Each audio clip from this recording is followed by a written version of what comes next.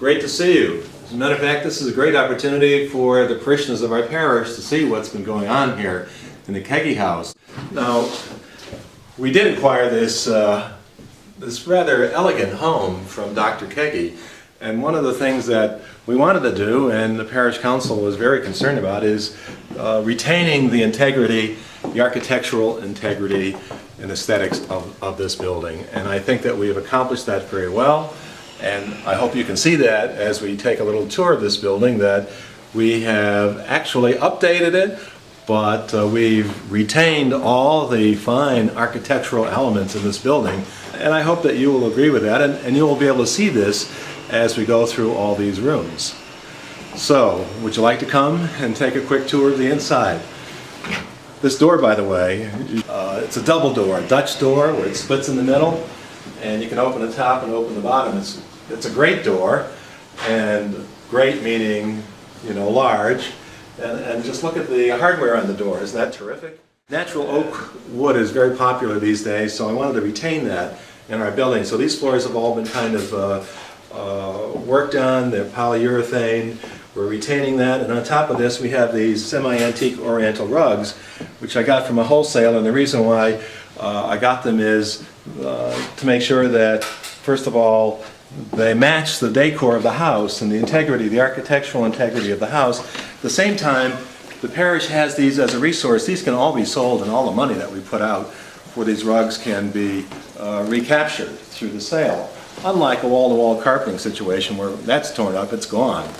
So as you come in through that front door, what you see right here is kind of like a little plant garden, and along with that is a little fountain. The reason why I wanted to do that is when you come through the main door, a little bit of greenery sets the stage for what the house is about in terms of the peace of the house and the serenity and the welcoming of the house. And here we have, left of the Sacred Heart, these two statues here, by the way, were donated from a parishioner, and they're Balit china.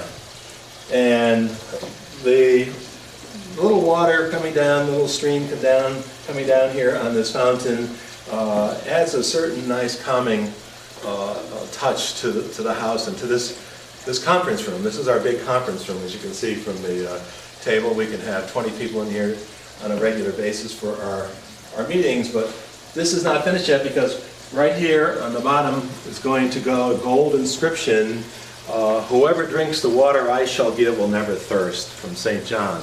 And that's going to be put on here in gold lettering to remind people of our own baptism. And that through baptism we encounter Jesus Christ and certainly His mother here. This table we got for $825, have it all refinished, then we put a glass top on it, and this is a very significant piece of furniture. To get it brand new would be cost a large amount of money, but for $825, we all thought it was a bargain. This is a donated piece, again, from the Garthwaites. This happens to be something from my own collection. It's the Holy Family. And you can see Jesus, Mary, and Joseph, and then Elizabeth and St. John the Baptist. And this particular piece is 18th century. And it was left to me in an estate from a priest whose parish I helped out. I helped him out, and he left it for me. And no better place to put it than right here. It's in the old directory that I'm in right now, but it's great for here.